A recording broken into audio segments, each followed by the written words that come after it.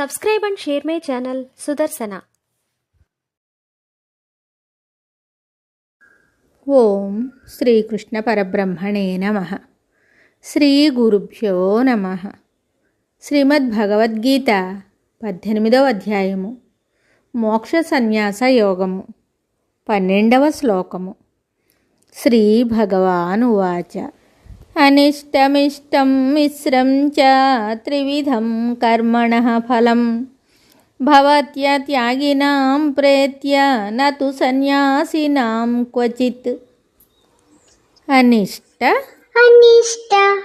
మిష్టం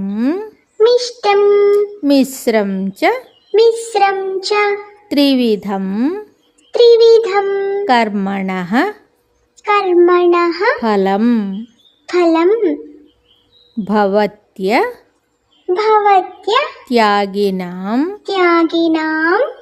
ప్రేత్య నతు సన్యాసినాం క్వచిత్. అనిష్టమిష్టం మిశ్రం చ త్రివిధం కర్మణః ఫలం భవత్యాగినాం ప్రేత్య నతు సన్యాసినాం క్వచిత్. ఈ శ్లోకమునకు భావము భగవానుడు చెప్తున్నాడు. దుఃఖకరమైనదియు సుఖకరమైనదియు సుఖదుఖములు రెండును కలిసినదియు అగు 3 విధములైన కర్మఫలము కర్మఫల త్యాగము చేయని వాళ్లకు మరణానంతరము కలుగుచున్నది. కర్మఫల త్యాగము చేసిన వారికన్ననో అవి ఎప్పటికీ కలుగనేరవు. కర్మ బంధమును కలుగజేయునని జన్మకు హేతువవునని కావున చెయ్యరాదని చెప్పేవారికి భగవానుడి శ్లోకంలో సరైన సమాధానాన్ని ఇచ్చారు.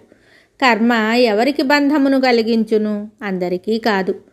ఫలాపేక్షతో చేయువారికి, సంగముతోనూ అభిమానముతోనూ కర్తృత్వ బుద్ధితోనూ ఆచరించు వారికి మాత్రమే కర్మ బంధకరముగా పరిణమించును గాని అసంగముగా నిష్కామముగా ఫలాపేక్షారహితముగా ఆచరించు వారికి కాదు.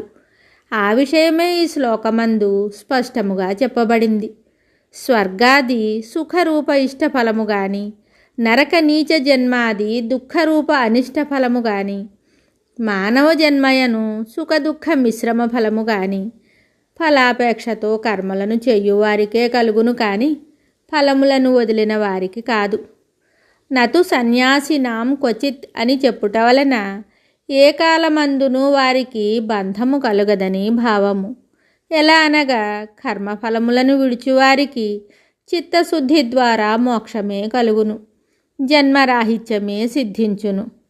వారికి లోకాదుల ప్రసక్తియే ఉండదు. సంసార చక్ర పరిభ్రమణమంతయు ఫలాపేక్షతో కర్మలను చేయువారికే అగును.